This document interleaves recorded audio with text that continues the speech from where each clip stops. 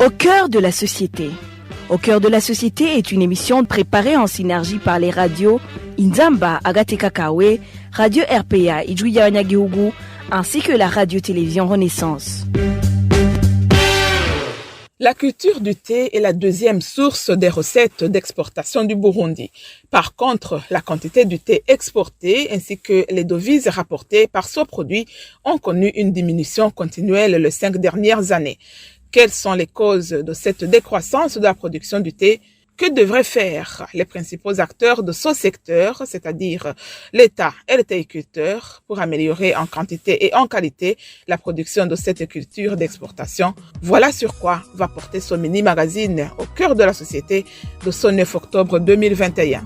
Diane Nkurunziza à la présentation. Bienvenue à tous et à toutes. Selon les données de la Banque de la République du Burundi, la quantité du thé exporté était moins de 9 tonnes en 2020, alors qu'en 2015, la quantité du thé à l'étranger dépassait 11 000 tonnes, soit une diminution de plus de 20%. Un revenu non proportionnel aux travaux qu'exige cette culture est l'un des facteurs de cette diminution de la production du thé. Certains théiculteurs l'ont confié à nos confrères de la radio RPA et la télévision Renaissance. Si l'on considère l'énergie dépensée lors de la cueillette, l'on se lève très tôt le matin et l'on prélève les feuilles une à une. Même en pleine pluie, l'eau ne s'abrite pas.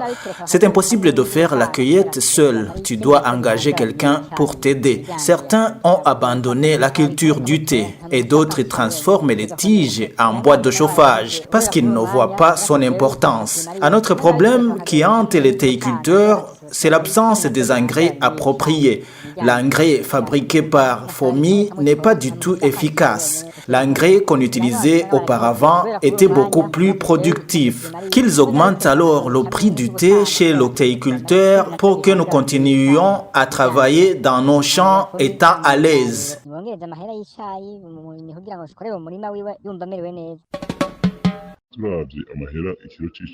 L'argent que nous recevons pour 1 kilogramme de thé n'est pas proportionnel à l'énergie dépensée. Il y a une partie du champ que j'ai abandonnée parce que je ne suis plus capable d'embaucher des gens pour la cueillette. Parfois, nous nous demandons si, à la place du thé, il ne serait pas mieux de cultiver les patates douces ou les pommes de terre sans aucune pression. Mais nous craignons l'autorité. Si ça dépendait uniquement de moi-même, j'aurais déjà arraché mes plantations de thé.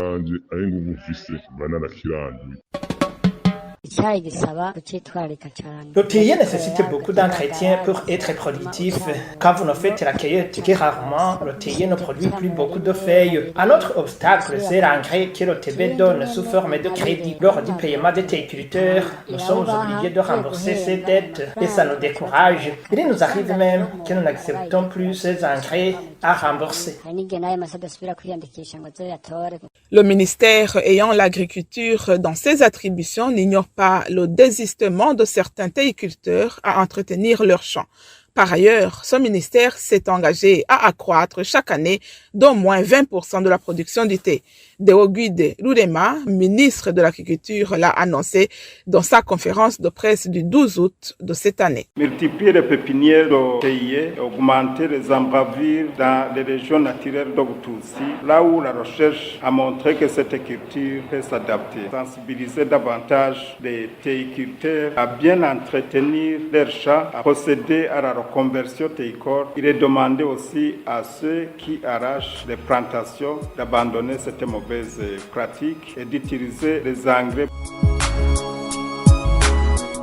Pour l'expert en économie Faustin Ndikumana, il sera difficile de redresser la décroissance de la production du thé tant que les théiculteurs ne sont pas motivés par une rémunération proportionnelle aux efforts qu'ils fournissent. Il faut analyser si le prix accordé aux cultivateurs du thé est un prix rémunérateur qui l'encourage à continuer à se lancer dans cette culture. Sinon, le thé pourra disparaître d'un moment à l'autre comme le café là a commencé à l'être. Il faut alléger sur toutes ces superstructures qui s'interposent entre l'achat de la récolte des cultivateurs par les usines et le prix à l'exportation. Les frais d'entretien, les dépenses dans ces usines ou dans ces structures de transformation pour continuer à maintenir un prix rémunérateur qui encourage le cultivateur de cette culture. Sinon, la situation peut tourner autrement. Même en Côte d'Ivoire, si le prix, même au niveau international, était toujours volatile, mais en Côte d'Ivoire, le prix du cacao, le gouvernement essaie de le maintenir à un prix où le citoyen ou le paysan cultivateur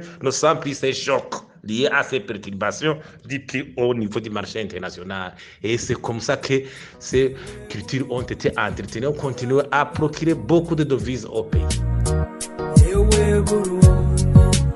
Une bonne rémunération des théiculteurs inciterait les gens à planter de nouveaux théiers et à bien entretenir leurs plantations.